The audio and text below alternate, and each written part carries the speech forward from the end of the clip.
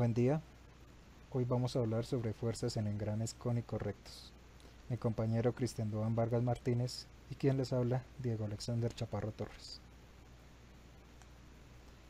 Para determinar las cargas en el eje y en los cojinetes para aplicaciones de engranes cónicos, la práctica habitual consiste en utilizar la carga tangencial o transmitida que ocurriría si todas las fuerzas estuvieran concentradas en el punto medio del diente.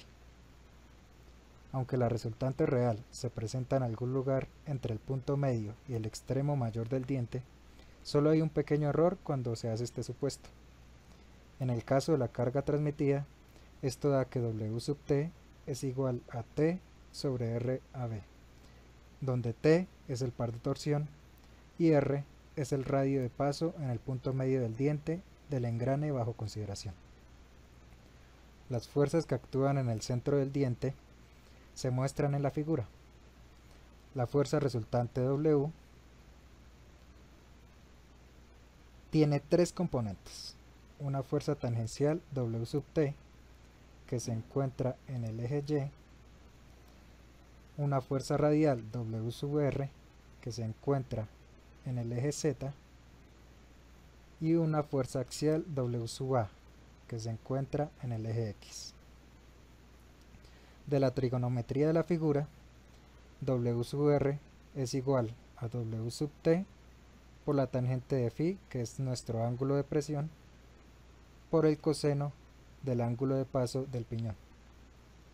Y W sub A, W axial, es igual a W sub T por la tangente del ángulo phi por el seno del ángulo de paso del piñón. Las tres fuerzas W tangencial, W radial y W axial son perpendiculares entre sí y se emplean para determinar las cargas de los cojinetes mediante los métodos de la estática.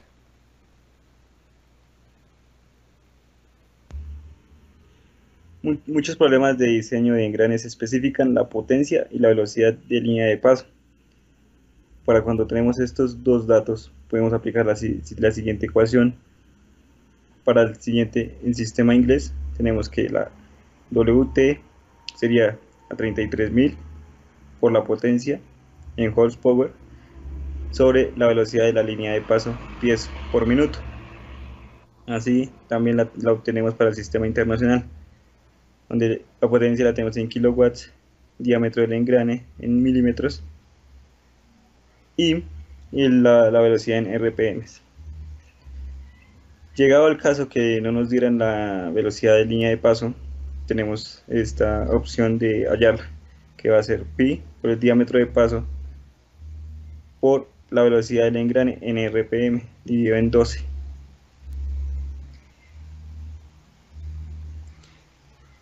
Recordando en las anteriores clases que hemos tenido, el ángulo de paso del para el piñón va a ser tangente de phi, número de dientes del piñón sobre el número de dientes del engranaje.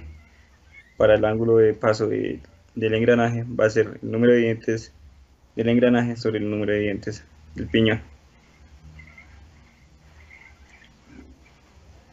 Vamos a hacer un ejemplo en el cual nos dicen: el piñón cónico de la figura gira a 600 RPM en el sentido en el que se indica y transmite 5 horsepower a la rueda.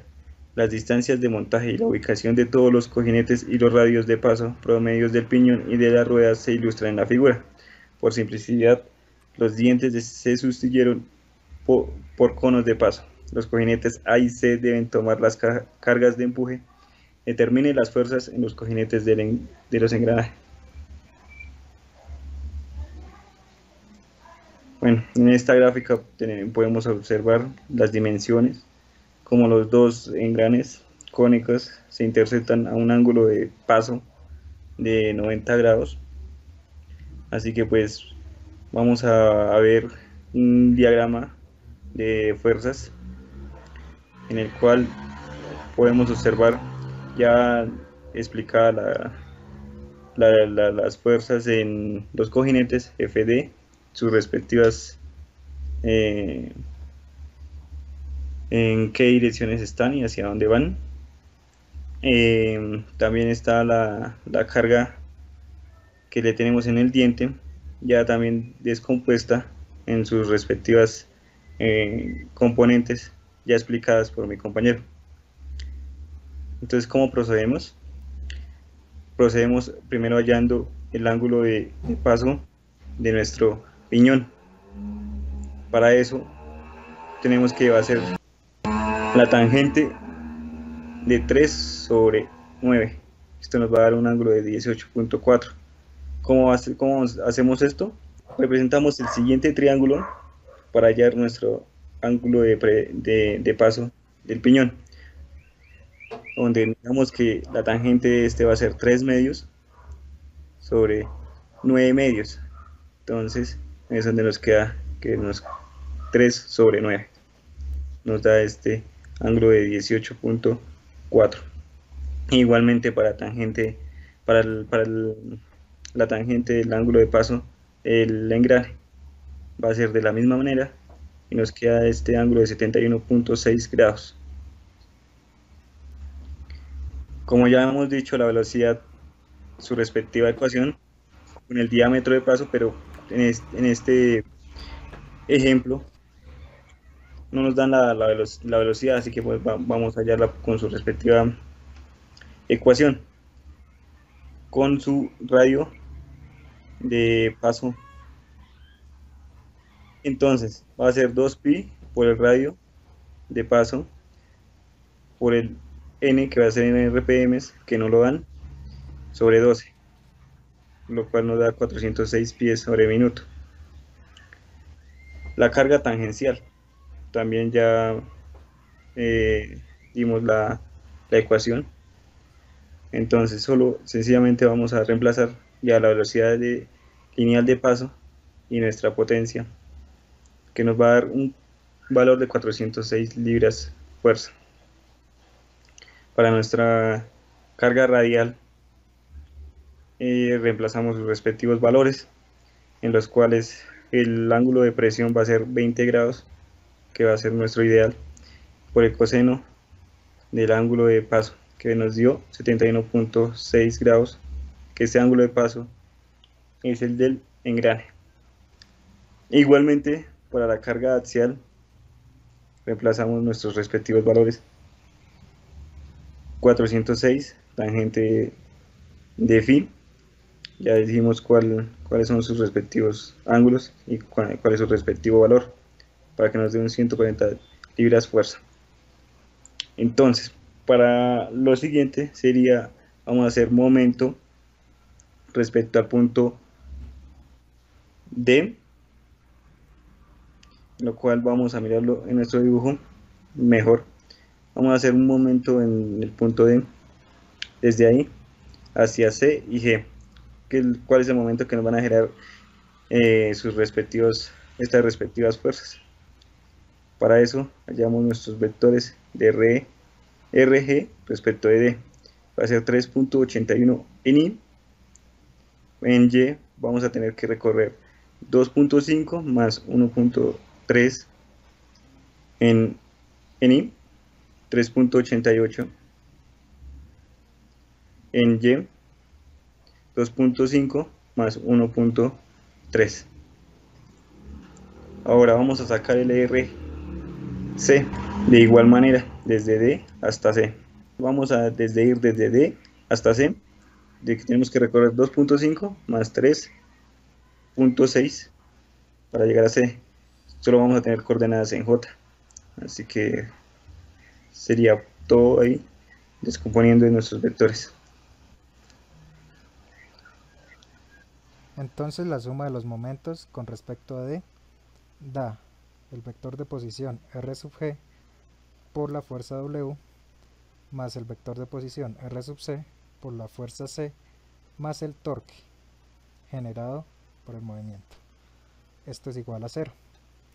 Entonces, el vector de posición R sub G nos da 3.88 en Y menos 3.793 en J, como describió mi compañero, por la fuerza W, que esta la descomponemos en sus respectivos componentes, como la encontramos acá.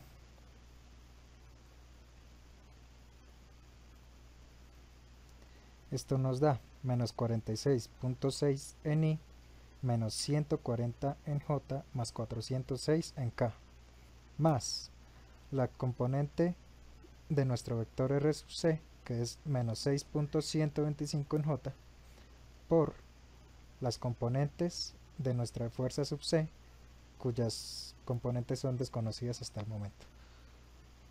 Y esto más se lo sumamos al momento torsor en J, que esto es igual a 0. Como podemos observar, nuestro momento torsor está dado en J por regla de la mano derecha.